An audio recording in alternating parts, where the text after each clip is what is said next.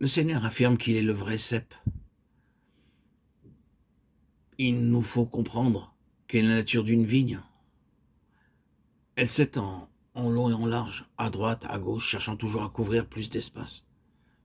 Ce n'est pas la nature de la vigne que de monter directement. Elle cherche à se développer, à s'étendre. Israël avait été levé dans ce dessein même afin d'étendre ses bras pour embrasser les nations. Je t'ai appelé pour apporter la lumière aux nations, Isaïe 42,6. C'est ce que nous dit la parole. Les nations seront attirées par ta lumière et les rois par l'éclat de tes rayons, Isaïe 63.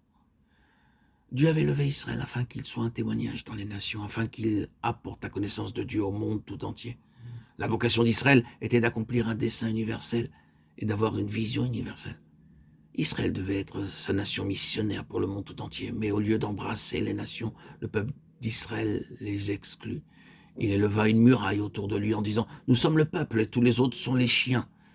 Ils se fermèrent sur eux-mêmes et devinrent un peuple exclusif, contredisant ainsi leur propre nature et leur mission. L'exclusivisme était une contradiction à la nature même d'Israël. Il est toujours une contradiction à la nature divine. Il n'est pas écrit dans les Écritures « Dieu a tellement aimé la nation juive qu'il a donné son Fils unique ». Il est écrit « Dieu a tellement aimé le monde », Jean 3,16. L'amour même de Dieu était contredit par leur exclusivisme. Sa nature même était violée par eux de cette manière. Et se tourner sur soi-même, c'est toujours une contradiction à la vocation céleste. C'est un péché pour tout homme que de se considérer comme une fin en soi.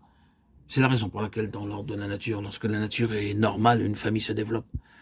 Le Seigneur a établi cette loi dès le commencement de l'histoire humaine, lorsqu'il a dit à Noé et à ses fils, après le déluge, « Croissez, multipliez et remplissez la terre », Genèse 9, 1.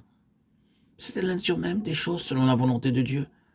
Lorsque les choses sont normales, aucune vie n'est une fin en soi. Nous connaissons naturellement des exceptions, où il n'est pas possible de se développer, mais nous parlons ici du cours normal, dans la nature même des choses. Dieu veut que la vie soit une vie qui s'étende. Celui qui violera cette loi délibérément sera une fin en soi et péchera contre la loi de Dieu. Le peuple d'Israël avait été appelé à s'étendre et à remplir la terre de la connaissance de l'Éternel, mais il cacha cette connaissance aux nations et se tourna sur lui-même, faisant de lui-même une fin en soi. Alors Dieu intervint à ce sujet et dit, très bien, ce peuple sera une fin en soi. Les jugements de Dieu sont habituellement la confirmation de notre propre choix. C'est ainsi qu'Israël viola sa nature de vigne. Au lieu de s'étendre dans le monde, il se contracta sur lui-même. Et c'est là une chose toujours fatale. Qu'en est-il du dessein? Il est clair que le but d'une vigne est de porter du fruit. Elle porte le raisin, et du raisin sort le vin. Dans l'Ancien Testament, le vin est toujours le symbole de la vie.